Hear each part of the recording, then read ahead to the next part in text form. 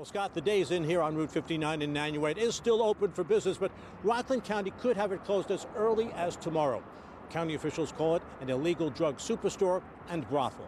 This used to be a three-story home, but as you can see, the flames were so intense, the top floor collapsed on itself. Well, Scott, the graffiti was found on the outside of that fence behind this school. Swastikas and anti-Jewish statements were painted in black along about 50 feet of that fence. The oncoming storm isn't expected to be a major snow producer, but the roads are expected to get icy. And so the Orangetown Highway Department is using the contents of these tanks to get the roads ready.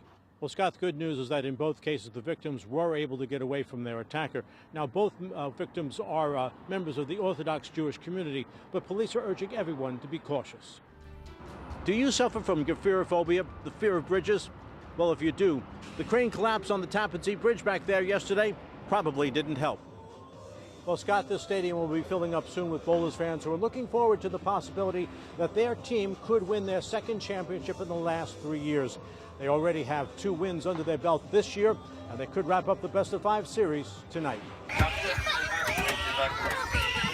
It was chaos on this Emirates Airlines plane after it slammed into the runway at Dubai's airport on Wednesday.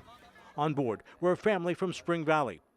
Rhea George, a senior at Ramapo High School, was traveling back to New York after spending 3 weeks visiting their family's hometown in southern India. It was pretty scary after, when everyone was getting their baggage to get out. Leave your bags behind! Jump and fly! Rhea's camera was rolling as she, her parents, and brother Jaron jumped out of the plane. They were sitting towards the rear and were among the first to evacuate down escape slides. As soon as we jumped, then we saw the plane on flame. The engine blew up. Fire was quickly spreading through the plane, consuming it and its contents as airport firefighters worked to extinguish the blaze.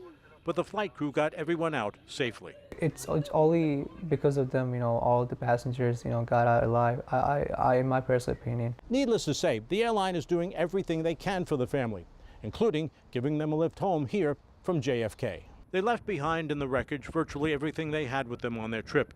But all things considered, that's a minor inconvenience. They're just happy to be home, safe and sound.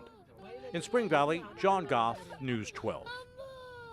Mr. Bernstein is now present in the court. Even seasoned court observers say the case against podiatrist Ira Bernstein reads like a soap opera.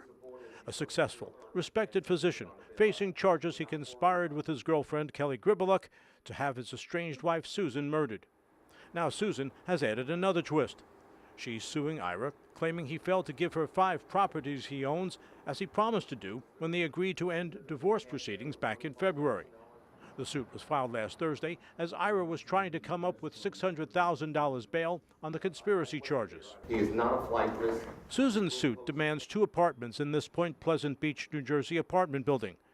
She's also seeking this house in Spring Valley, this house in New Hempstead, and this apartment building in downtown Haverstraw. This lawsuit calls for Ira to turn over title for all 5 properties to Susan. But there's still one more twist in this story. Remember that house in Spring Valley? Well, the woman who lives there now tells News 12 Kelly Gribeluk had been living there until February. As you may remember, that's when Ira and Susan Bernstein had agreed to end their divorce proceedings, and he promised to turn over those properties to her. What happens next, though, will most likely be determined in court. In New City, John Goff, News 12. It all began on a playground on Manhattan's West Side. Martin and Beatrice Sasson met when they were both in their early teens. They started out playing handball together in the playground and have now been married 71 years. He lived on the one street, and somehow we ended up coming. We both played handball, so that's where we ended up meeting and playing handball a lot. She's fantastic. She's my right hand. She's my secretary, my cook, my chief. She's right there when I need her. During World War II, Beatrice and Martin were separated for 6 years while he served in the Army. When I came back, she was still waiting for me. And that was it since then. And on February 16, 1946, they were married at Sacred Heart Church in Yonkers. You have to try and understand each other's ways, each other's habits, each other's way of doing things. Their marriage has produced 4 children, 10 grandchildren, along with 16 great-grandchildren. And in an age when some marriages end before the thank you notes for wedding gifts can be mailed out, Martin, who is 92, and Beatrice, who is 91, say there's one key ingredient which has kept their union strong all these years. And we kiss goodnight every night. No matter how angry or how discouraged you may be, there's always tomorrow. And that's probably good advice to anyone who wants to have a relationship that lasts. In Stony Point, John Goff, News 12.